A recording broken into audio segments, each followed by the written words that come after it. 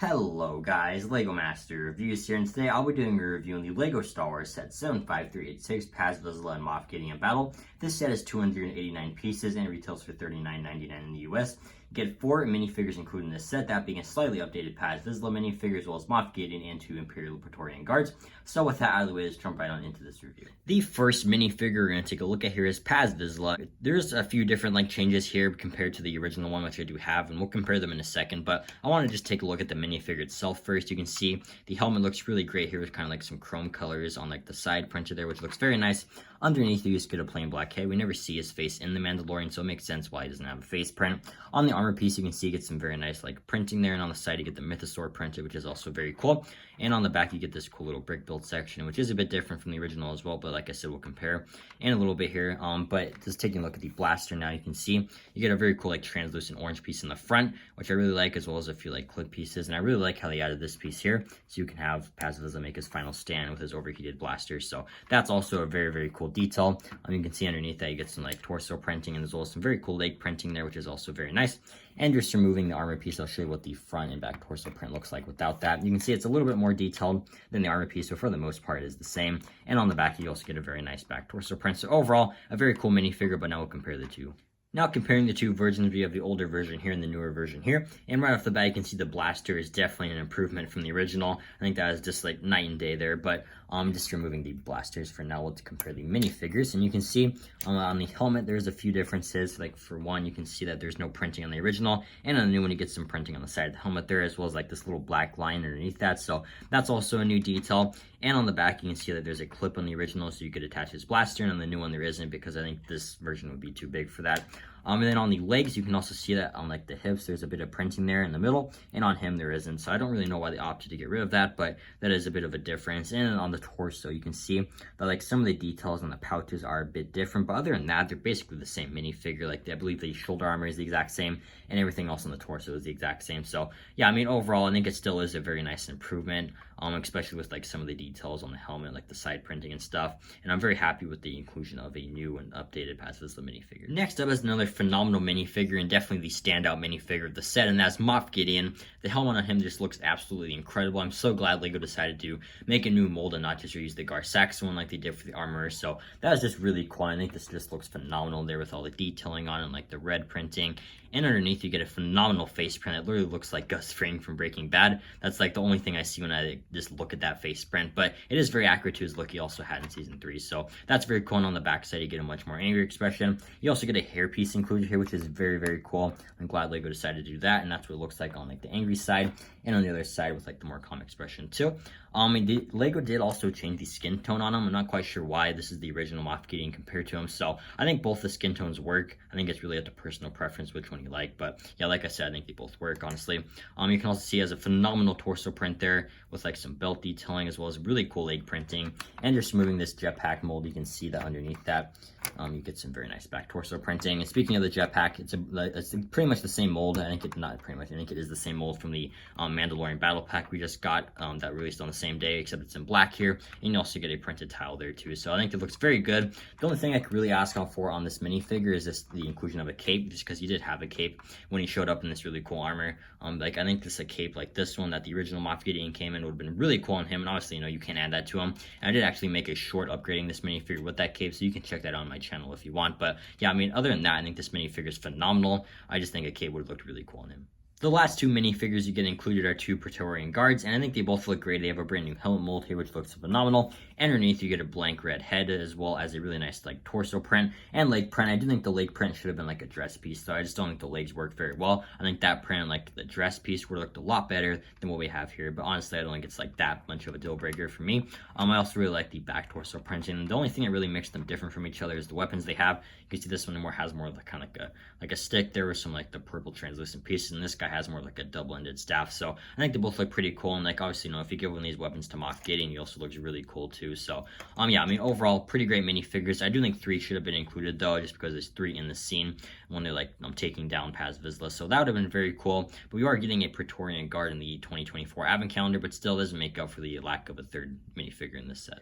Overall, I think the minifigure selection here is very solid. I just think the Praetorian Guards definitely could have used the dress piece, and I feel like if LEGO was going out of their way to upgrade the Paz Vizsla minifigure, why not just make a new helmet mold for him? And then Moff Gideon I think just definitely could have used a cape. But other than that, I think the minifigure selection is really great. The only other thing I really liked is just maybe the third Praetorian Guard, because that's what we see in the scene the set is based off of. So that would have been nice as well. But overall, still a really great minifigure selection. I'm very happy with it. Now taking a look at the main build of the set, you can see here we have the bunker here, and I think it looks very cool. And you can see right here we get this little crate included, and opening it up you can see inside there is a little thermal detonator, so that's a very cool detail. And this exact same build is in the battle pack that released alongside the set that can actually connect to it, and we'll take a look at that and how it connects in a second here. But I like the consistency there. I think that's very cool, and just connecting it on the base, you can see it kind of just sits there. And like I said, you get some room for some minifigures and some studs, but honestly I don't think it's enough room. Like if you place Paz Vizsla there, and I have a Praetorian Guard on the side, and maybe have a Praetorian Guard up there, there's just not a lot of room for minifigures. Like if you wanted to put Moff Gideon, he just kind of feels crammed in there, so I don't like that a lot. But I think if there was a third Praetorian Guard, I also don't think that would fit either, so maybe that's why there was only 2 Praetorian Guards included. But honestly, that's a pretty lazy excuse. You could have just made the set bigger if that's the case. But whatever, it's not that that big of a deal. And obviously you can expand on it if you want, but I feel like for $40 you should be getting more room to place all your minifigures. But moving on, you can see you get some kind of grill pieces there, as well as this really cool bunker door, which we'll take a closer look at in a second. But you also get this printed piece here, as well as a really cool translucent red piece, and I really like the stickers up here as well. And that piece in the middle is also very cool. You get a really big rock piece on the side here, so these really cool slanted pieces. And just continuing on, you can see you get this curved piece, as well as a really cool translucent red piece. And on the inside here, you get a lot of studs and rooms for minifigures. So you can see you can just place your Moff Gideon minifigure in there, and you can kind of look at the screen. The screen is just a sticker of the Imperial Light Cruiser, so that's a very cool detail, and you even get some Arabish on there. So that's something I don't really know what it says, but it is a really cool detail, and I like how LEGO included that. You also get a clip on the side here that I guess you could place one of the Praetorian Guard's weapons. Obviously, Moff Gideon doesn't include a weapon in the set, so I'm not quite sure why it's there, but regardless, it is nice to see that, and you get another curved piece there. And then now moving on to the main play feature of the set, you can see you get the bunker door, and what you do is just lift it up, and you can see it kind of connects to the Technic pin there, and you just lift it up, and that will go down. So like I said, you get that piece there, and you just lift the door up, and you can see it gets caught on that Technic pin, and then just when you want it to drop, it just goes like that, and it slams down pretty hard. It would probably hurt your finger if you left it underneath that. So that is cool. But yeah, I mean, overall, I think it's a really fun play feature, especially Moff or Paz Vizsla goes to sacrifice himself. You could have a few Mandalorians back here, and you could just slam the door down. So that's a really cool play feature. I like that a lot. There's not a lot of room for minifigures back here though. You couldn't really place minifigures there. Just the studs are just way too close to the door. So I would have liked a bit more room back here, but regardless, it is still pretty cool. You can also see you get some translucent pieces on the side, as well as another big rock piece, and the return of the LEGO Star Wars lamp. Obviously, we got the lamp in the Kelly and Rebecca Escape set, the speeder. So it's really funny to see another lamp here. It's kind of like the dark side lamp, and it's in red, and I just dropped the set.